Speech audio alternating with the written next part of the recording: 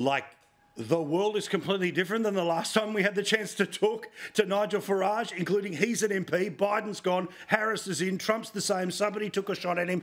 So good to see you. Joining us now for the first time in a long time from London. Nigel, we'll get to UK stuff in a second, but most importantly, congratulations. I watched so many of your rallies on YouTube. I watched what you did. The Happy Warrior was so invigorating to see. Congratulations on what you and Reform were able to achieve, mate. No, well, thank you. And I'm sorry I've been away for so long, but I have been, as you say, rather busy one way and t'other. The Happy Warrior line is very interesting. You know, the modern liberal left are oh so sincere about absolutely everything. I don't think anyone should tell a joke of any kind at all. If they do, they might get cancelled. And then so many of the conservative movement across the Western world are just a bit dull as well. So, you know, if we can inject a bit of life, a bit of comedy, a bit of fun into what we do, well, isn't that what ordinary folk do when they live their lives? Yeah, we believe in what we believe in. So, yeah, I would love to be thought of as a happy warrior. I always have been, and you know what? I always will be. Well, and honestly, I was watching this and I was just like sending copies of this to people in Australian politics, just saying this is the type of presentation that you have to have, right? There's lots of serious, there's lots of edge, there's lots of realism about the polls, debates, all the rest of it. I loved it. Now, I've got to ask about Trump. Have you spoken to him since the assassination attempt? Yes, briefly, but more importantly, I've spoken to the family at some considerable length. I cannot tell you how incandescent with fury they are at what happened. How the hell does somebody with a high-velocity rifle get onto a sloping roof just 120 metres away from where Trump is speaking?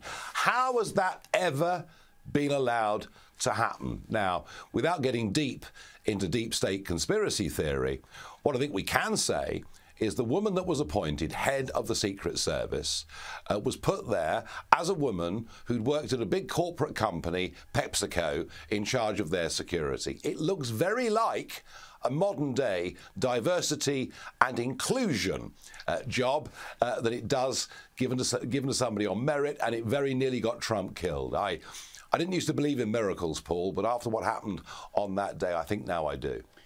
And that image of him holding up and fight. I know that we're living at this breakneck speed, but that is an image that will live forever. And the idea that he didn't know what had happened, and we all know that adrenaline means you may not know where you've been hit and how long you've been hit. That could have been his final moments. And for him to instinctively show fight, that was the moment when, like, even sort of never Trumper righties that I know in Australia went, you know what? That's literal courage under fire, and now I'm all in. Yeah, I mean, you can never tell how any of us would react. You know, we've been drafted into the army, we're told to go over the top. Whatever it may be, you never know how anyone's going to react until they're actually there. What he showed in that moment was the man that I know. I said on stage in the 2020 presidential election in Phoenix, I pointed at Trump and I said, this is the bravest man that I've ever met. And my goodness me, didn't he prove it that day in Pennsylvania? Totally extraordinary. And one thinks of the historic Iwo Jima image of them raising the flag after this tens of thousands of Americans died fighting the Japanese, and there's a statue in DC of the Iwo Jima moment. But that was actually staged for a photographer. Trump doing that and saying fight, that was him. It tells you who he is. He may not be perfect, but my goodness me, he's got the courage of a lion. And right now, with the threats we face, be it from Russia or China, or perhaps the most serious of all, Iran, what the Western world needs is a strong, brave leader. Peace only comes through strength, not weakness. So how does he take on Harris? Because Harris is in this media bubble where she's not going to be asked a tough question. There will be the debate. Where, when, we'll all find out. How does he take her on when the media won't even let his attacks begin?